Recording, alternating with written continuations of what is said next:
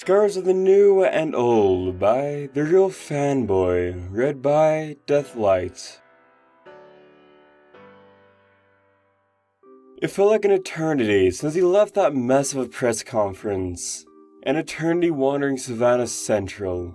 How he didn't get ran over was a mystery to him. Or had he gotten ran over already? It certainly felt like it. He wasn't even sure if he cared if that happened.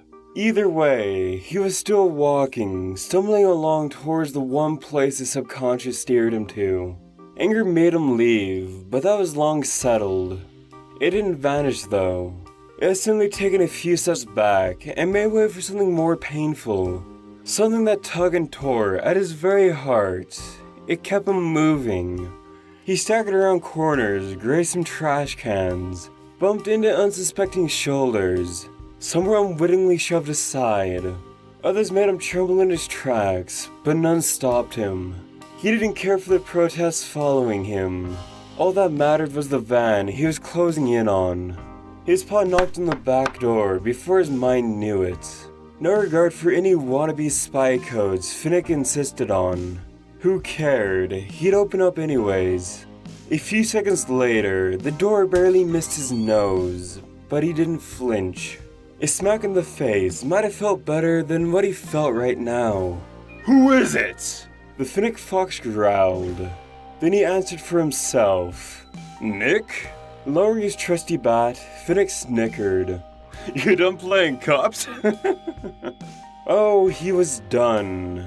Not honoring this cruelty with an answer. He climbed past the owner of the van. Hey Nick! Finnick's voice came from behind him. What happened? That was it. He crumbled into the mattress that smelled like it should have been burned ages ago. He was close to his limit. What had happened still seemed unbelievable to him. He simply refused to believe it happened. Not again. Not like this. How could he let it happen? He flung his paws over his eyes. There was no more fight left within him. Hot tears ran through his fur. His body shook with uncontrollable sobs. He was reduced to a helpless cub.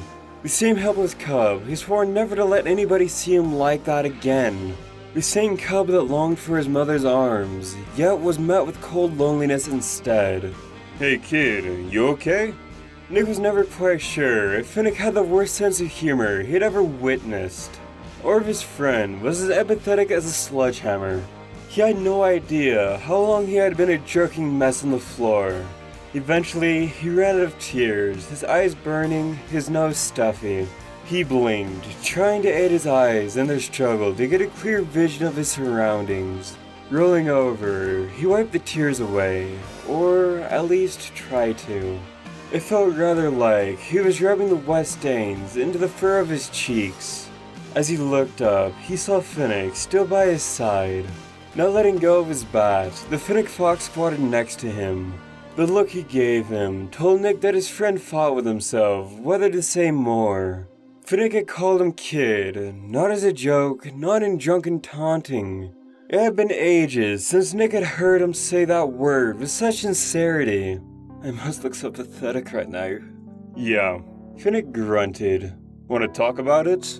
Nick rolled to his side, away from his friend. No. Fine by me. I'll get a beer. You want one? You know I don't drink. Yeah, but you sure look like starting today. Nick heard the bat dropping to the floor. Somewhere behind him, Finnick rummaged through the sports bag he actually called a fridge.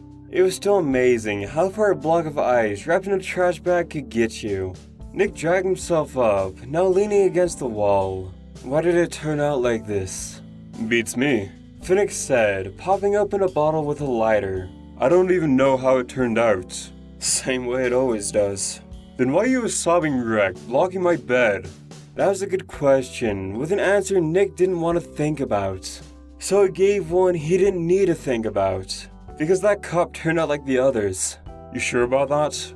Yes, he was. He had to be. Or things were beyond what he could stand. Because you sure don't look like it. I'm no physicist, but I can tell things are worse than usual. Nick blinked. There was usual? I guess you mean psychic? Whatever, those eggheads that tell you you're insane and what pills can help you. But if you still want my help, just tell me. Nick hugged his own knees. What's there to help?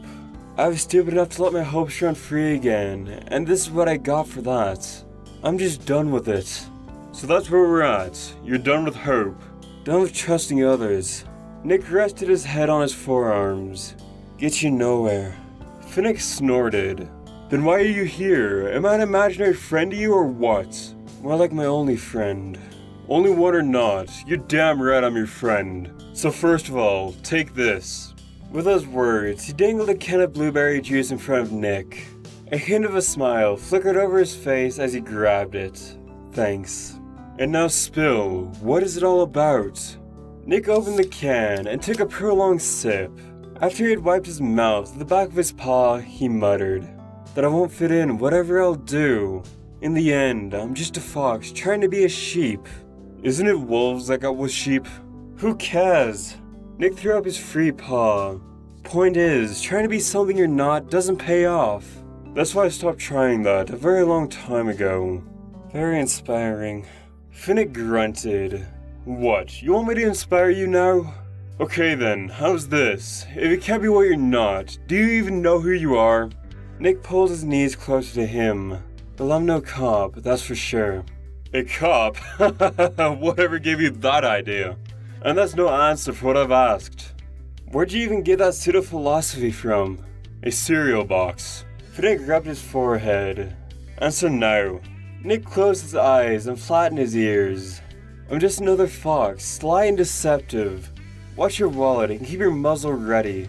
This answer seemed to drain all sound from the van, except for Nick, occasionally slurping his drink.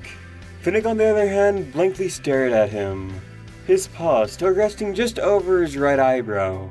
A muzzle? Nick, that's definitely not the answer I was going for. What has that cop done to you? Nick grunted. He's been asking himself again and again ever since he walked out of the police station. Maybe even long before that, as much as he tried to ignore that possibility. She gave me a stupid idea, and I was more stupid for trusting her. Finnick sighed, a sound Nick rarely heard from him. Nick, I wish I were a psychic now. Can't really figure out what you're trying to tell me here. Yeah, I'm sorry. Nick answered, dragging himself to his feet. I shouldn't have bothered you with my stuff. Come on, that's not what I said. No, that's what I'm saying. I just need to be alone now. Hey, you came to my place, and I honestly think that that's the best you could have done right now. Nick didn't answer.